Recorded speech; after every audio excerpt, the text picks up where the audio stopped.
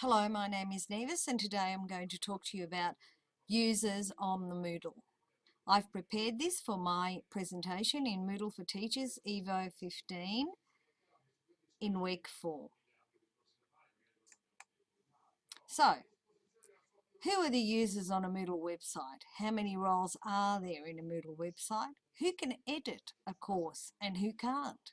These and other details on roles and permissions are going to be obvious in this presentation. Let's have a look at the roles in a typical Moodle website. The first one is the site administrator. Then we have a manager, a course creator, a teacher, a non-editing teacher, a student, a guest, and an authenticated user. Obviously, the site administrator can create other roles in a Moodle website.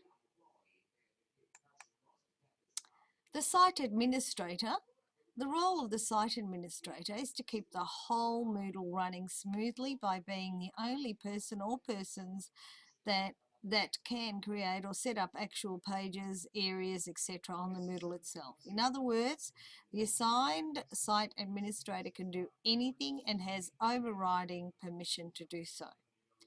The site administrator also has the role of setting up other roles and permissions for all other users. The manager's role in the Moodle is similar to the site admin role and can access, modify or create courses, but is limited by the permissions granted initially by the site administrator. There is a default setting for the Moodle manager role in order to avoid the manager creating unwanted site modifications. But generally, the manager has an effective role in any Moodle course by having access to create the levels, authenticate users, etc. The course creator. The course creator, simply as its title says, has the ability to create, update or delete a course, assign roles or permissions to the actual course. This role is normally carried out by a senior teaching staff or department head or even a coordinator of a course. The course creator can also enroll other users, from teachers to students, guests or other authenticated users. The teacher. The teacher can do almost anything within a course, from adding students to creating content and uploading multimedia tutorials, adding activities, resources, and sometimes, on occasions, even blocks on the Moodle website. However, the permissions of the teacher role is in the Moodle is set by the site admin and not always contains access to all permissions.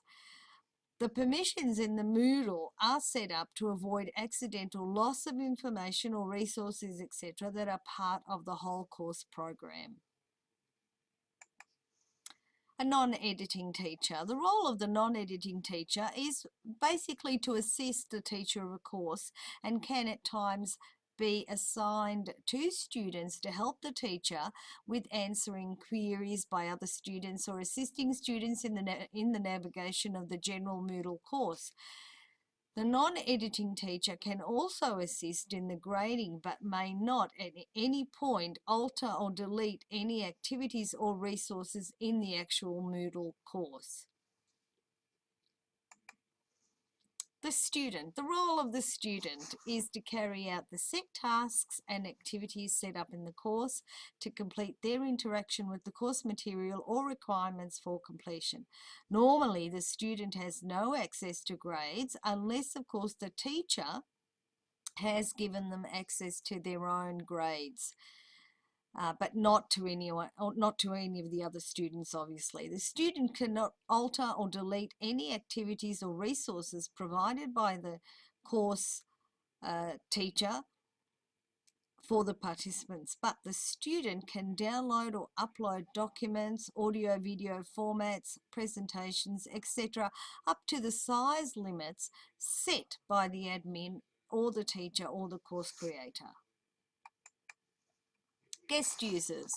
A guest user has access to a course on a read-only basis by going through the navigation and viewing the whole course without having to actually enroll as such.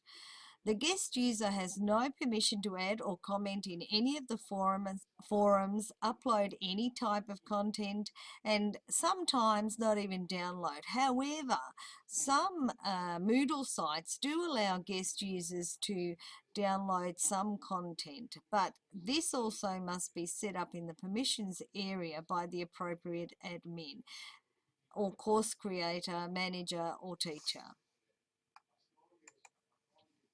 An authenticated user is one who has enrolled or has been given access to a course. From the first access to the course, when the user actually enrolls, the user will be deemed authenticated and has permissions to update and edit their own profile, send messages to either the teacher or the co-teachers or non-editing teachers or other students, add blog entries, and act on their respective areas of the course. In other words, a student can then interact within the activities or resources to access the course content or carry out course tasks, and then either upload or download documents, etc. So how do we allow permissions or not? The role of allowing or denying permissions to users can be created or set up by the site admin only, normally following this course of action: administration, then course administration, then users, and then permissions. However, students or users can also check their own permission settings by going to the admin block and clicking on permissions. This is a view of the permissions in the forum users on the Moodle for the Moodle for Teachers website. I found this page simply by going to the admin block, opening it up and clicking on permissions. And as you can see, in this permissions page, the access to be able to change these permissions may be or not be given. Thank you for watching this teacher tutorial. I hope you enjoyed it. This is Nevis signing out till next time. Thank you for listening.